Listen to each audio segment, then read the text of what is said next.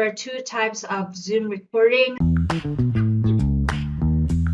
There are cloud and also local recordings. And if you want to access all of your recordings in Zoom, you just need to look for the recording section. And this is normally located on the personal area or personal section. So I have these two options in here called cloud recordings and the local recording. What is the difference between this? Local recordings can be only accessed through the computer where you store the MP4. And I don't recommend this if you are working as a team or even on yourself and you use different computer, because if you log in to a different computer and you want to try to access this MP4, then that cannot be accessible if you use a different computer. So that is a disadvantage of a local recording. Now again, I recommend the cloud recording one because it's easy for collaboration purposes, and in case you have a lot of Zoom recordings and you want to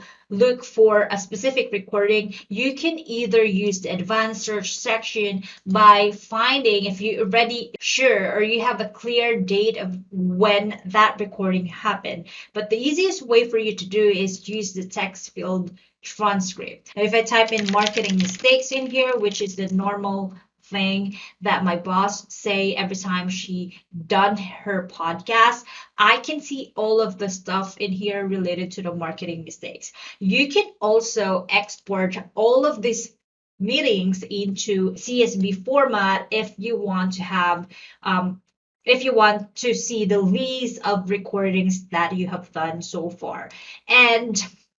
But if you want to download that certain recording, just simply double tap that recording and then click the download section. If you want to share this specific recording to anyone, you can use the shareable link, and just if you want to edit the name for easier access purposes, just simply click this pencil icon and just click the save section. So that's easily how you can organize all your Zoom recordings.